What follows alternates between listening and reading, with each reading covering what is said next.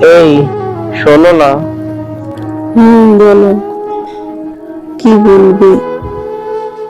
আমি তো তোমার কথারই অপেক্ষায় থাকি। আমার মনে কিছু কথা আজ তোমাকে বলবো।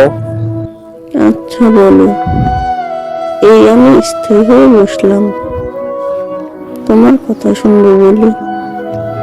আমি যদি তোমাকে কখনো হারিয়ে ফেলি, সেই সময়ের কিছু অনুভূতি তোমাকে আগেই বলে রাখি।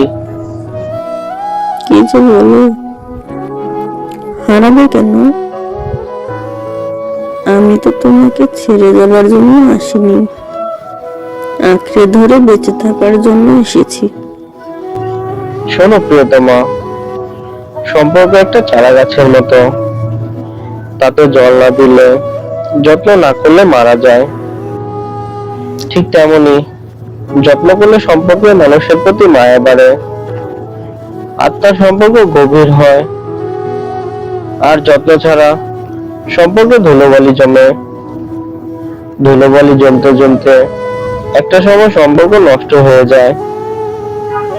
যে তোমাকে পেল, সে তোমাকে হারানোর যন্ত্রণা অনুভব করতে পারলো না।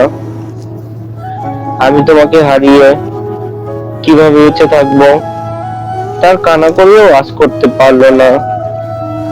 যে তোমাকে পেল, সে তোমার কণ্ঠস্বর না শোনার যন্ত্রণা উপলব্ধি করতে পারলো না।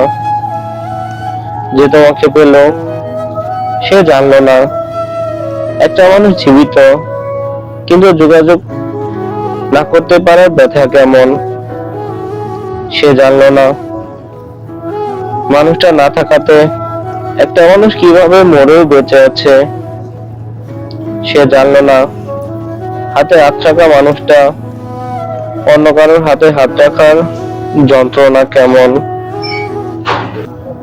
সে জানলো না দিনের পর দিন তার ভাবনা নির্ভুল রাতের কথা। সে বড়ই ভাগ্যবান পুরুষ যে তোমাকে পেয়ে গেল। তাকে দুঃখ কাতর করলো না। দুঃখ বোধ হয় আমার সঙ্গী, তাই আমাকেই কাতর করলো। তুমি যেমন বললে, চারা গাছে জল না দিলে, যত্ন না করলে মারা যায়, তেমনি সম্পর্কে বিশ্বাস জিনিসটাও গাছের শিকড়ের মতন। গাছ কিন্তু শিকড় ছাড়া বাঁচে না, তেমনি সম্পর্কেও বিশ্বাস ছাড়া মৃত্যু পায়। তাই বিশ্বাস রাখো, ছেড়ে যাব না। শেষ অবধি আমি আছি তোমার হাতটা ধরে।